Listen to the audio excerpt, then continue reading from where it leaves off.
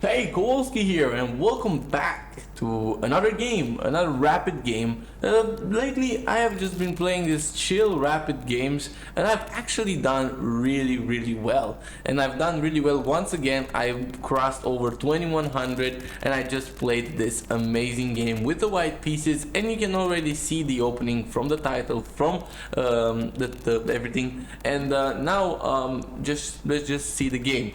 I opened up with d4 as I usually do.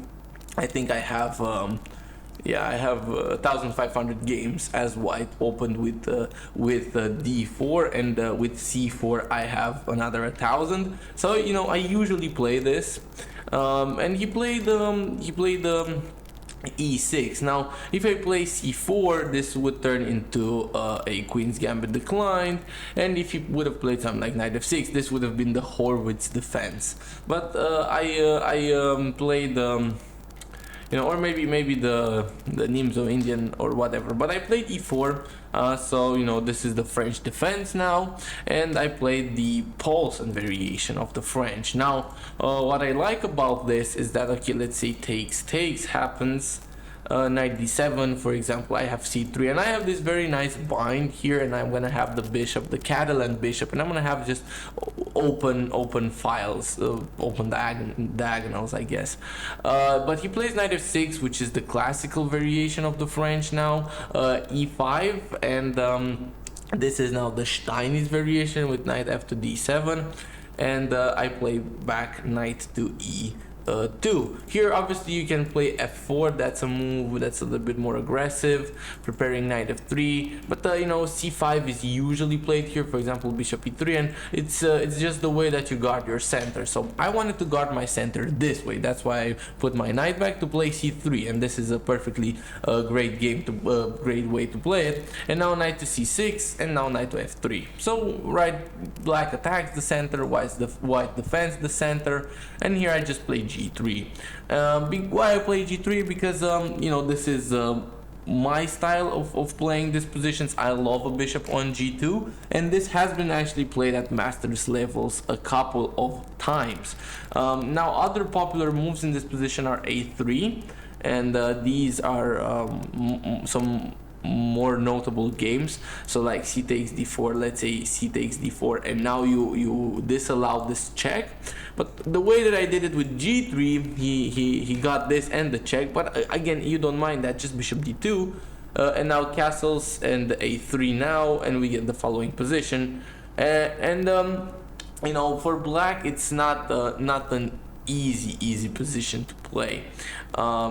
It is slightly better, in fact, this position right here for black, because black has two concrete plans. First of all, black can go knight to a5 into b3, and knight to a5 doesn't just threaten to go into b3, it also threatens to go into c4. Let's say this would not have been a fork, but let's say you just play queen c2. Now the knight just doesn't have to go to b3, the knight can also go to c4. So for example, knight c4, and now you're attacking the b pawn, and I mean, if b4, for example, now just a5, and you see white is in a little bit of a trouble. But white has this really interesting move, long castles, now defending the pawn, and it's surprising to me that white is actually fine here. But white is fine for one reason, and one reason only: the fact that this bishop and this knight, the bred French bishop, that's why white is okay, because black has just this atrocious bishop right here.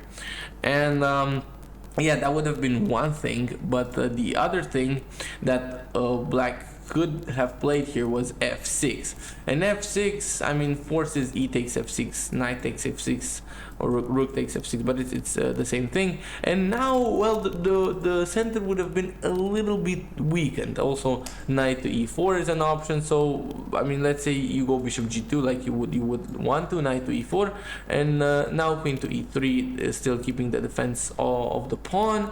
And now once again, this the same idea with knight to a5. So here you cannot really easily castle, because you're in a lot of trouble. And I had a little bit of interruption. So that's besides the point. Now the lighting, I just now realized the lighting makes me look so weird, so interesting, with everything. But that's just the way that the sun shines through the window. But I'm gonna keep it that way because it's interesting. And he had this idea once again. And you know, black is actually doing fine here. Actually, this is kind of a little bit of a poison pawn because castles, and now you're gonna get rocked over here. So this would have been a really interesting position, and actually French positions, and now I begin to have a little bit of a taste for them. But he instead went kind of wrong here. Instead of playing either of these plans, which looked really natural, he played the rook to e8. And this now allowed me to just go bishop g2, knight f8, and this whole plan of his was just dumb because I showed my hand from the beginning. I played g3 from the beginning, and so a move like knight g6, I mean, it doesn't make sense. So why would you reroute your knight like this? It doesn't really make a lot of sense because now just for example h4 or b4, and I'm just advancing, I'm just expanding. So I don't know what this remaneuvering was, but in fact the position is still equal, or should I say in the balance after this idea knight to a5 once again. And because you have to go either into c4 or b3, so you have to do that. It's just crucial, and if you don't do that, if you just play bishop d7, well, now b4, and you ain't going here anymore.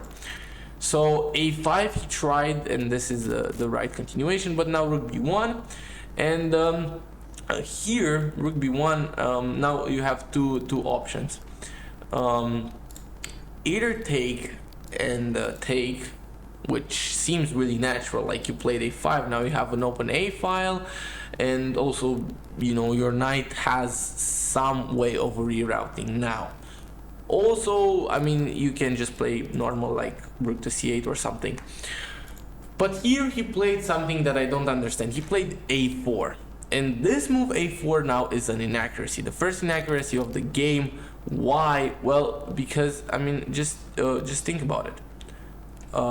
Now you don't have any more tension here, and you don't have a way to get your knight involved in the game other than through b5, but this is gonna take a lot of time to maneuver, and it can always be stopped by knight to c3. So sadly, now black has a really passive position, and I just played h4. I mean h4, h5 to close down the knight here forever, and h5 now. Okay, and he played h6 not to allow me to play h6, and here I played a move that just doesn't do anything. I played knight to h4. In my eyes, it stopped knight f5, but then I realized that knight f5 is just something that I shouldn't be afraid of. And if I wanted to stop knight f5, I could have just went g4. Much simpler way. But what I should have played was knight to c3, because now if, for example, bishop b5, which happened in the game, I would have been able to just take the bishop. Now I have to move my rook, but I simply moved my rook wrong. I should have moved my rook to d1, and now this would have been completely fine for me. But the way that I did it, rook f to c1, he can now win a bishop. So not a bishop, a pawn. And yeah, this pawn would have been really crucial to the fate of the game, because now after he goes back, I mean, I don't have a lot of winning chances anymore, and he is really better here. He's truly better here. But luckily for me, he missed it. And after this move, I didn't really look back. I played knight c3 finally. He went in with the bishop, but I didn't really care about that. And I just went for an attack. Queen f4, this is a slight inaccuracy because of queen to a5, and now putting pressure on the knight, forcing me to come back with the queen. This would have been something you know, good for him. Now he just gets to play knight d7 and bishop f1. I have to defend, and he can just come in here and have a nice and easy way of activating his pieces. But he played something really dumb. I'm gonna actually call it dumb. He played rook c4, and I don't really get what the point for rook c4 is. I mean, I get it, you want to double up, but what about knight to d2? And here he played this move, queen to c7, which was an even bigger mistake, because I just take the rook, and now, I mean, look at, now you have just opened up my bishop. You have just opened up my bishop. And I mean, now you are simply trash, and you don't have anything good going in your position as black. This bishop is bad, my bishop is just really good, and now I just went in with the knight. Okay, this was a little bit inaccurate. I could have just, for example, lined up here, and this would have been winning. But okay, that's besides the point. This is still winning, and here this move just allows me to play just a really great move, knight f6 check. And now after knight takes this g6, hg6, knight g6, d5, and d5 you cannot take because your queen is pinned. And I mean, you have to play a move like this, and now let's say just bishop e4, ed5, bishop f5, really important move. Lets you try to still defend, but you're just getting mated here. And I saw it about until here, but here I missed this idea of bishop to e4. If I would have seen bishop to e4, I would have played this, but I didn't see it. So I saw it until here, but then I didn't really know what to do. But worst case scenario, like even if I do this, I'm still winning. So I should have just went for this. I don't know why I didn't. I should have went for that, but instead I went for knight d6, defending this pawn. As you see, I thought for a little bit here.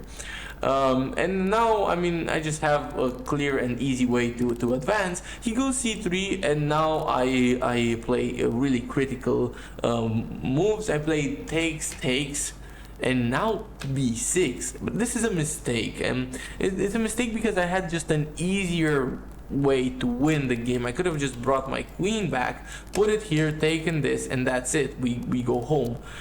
But what I did here, I saw this, and I went rook b5, and this is actually really fine. Bishop f3, and I'm in fact winning here. All I have to do is slide out of danger, and you know, just make sure I don't get mated, because this is not possible. Okay, so that's all I have to do, get out of danger, maybe slide in here. But here I get too ahead of myself. I go rook to c5, and bishop g4, rook c6. Now I'm winning, but had he played queen takes here, pawn takes queen, because if you go for this, you have two options. You can either go for this, but then you lose this pawn, and then I mean, I don't know, it's really complicated here. I mean, let's say you hide your king, now you lose this pawn. You can win this pawn, but that doesn't really help you, because now, I mean, black just has a nice passed pawn, and I mean, you're gonna be lost here.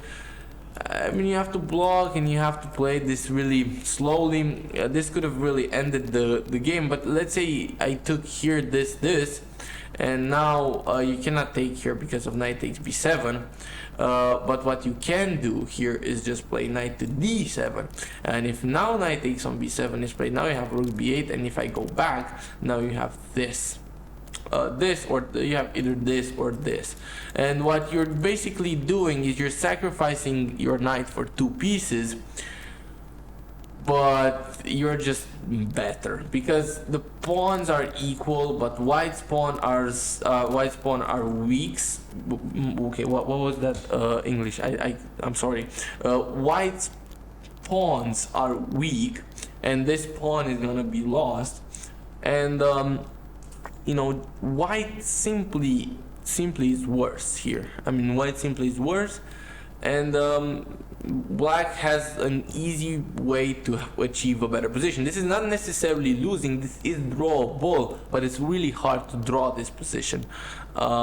So I really dodge another bullet here, because he takes my queen, I take here, and now I just push and take this pawn. Now this is also drawable for black, but you also have to find a way to sacrifice your knight for something here, because I am down a piece right now, but you have to find a way to you know, play something like this, and just rook c8 check, king h7, right? Not allow me to get everything here. King rook c7, maybe knight to b6, and you have to just find a way here forward as black.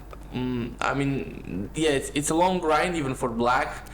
But after rook takes c3, he played bishop f3, just trying to guard this, but he lost the bishop. But even if he would not have played that, I'm really confident that I would have won that. And now I just open up the position and I just win here. And I just want to show you a really funny thing. Like, look at the squares that I'm taking away in this position. Like, just look at how many squares I'm controlling. The only thing that I'm not controlling is this square. But guess what? I'm just gonna be there in time, and you don't have anything here as black. I mean, you're just gonna get destroyed here. Anyways, but the game ended really nicely right here. He resigned right here, and I won a really nice game. I guess. And that's the thing. So a quick short recap of what just happened. I mean, this is a really normal French position. Like, this has actually happened before, not a lot of times, but this has happened before. And oops, come on. So this classical setup right here, bishop g2, and really, the point that I'm making is knight g6 doesn't make sense because I've already played g3, taking away these squares. And what you have to do as black, remember, you have to play this knight a5. If knight a5 is not played and this is played, just go b4, and now rook f to b1, and that's it. Sorry, not rook f, rook a. Or rook f is still okay. I mean, both moves are okay. But yeah, this has been played actually in a blitz game. This move has never been played before, and there are no more transpositions after this. So yeah, I mean, hopefully you enjoyed this video. I see you on the next one. Kowalski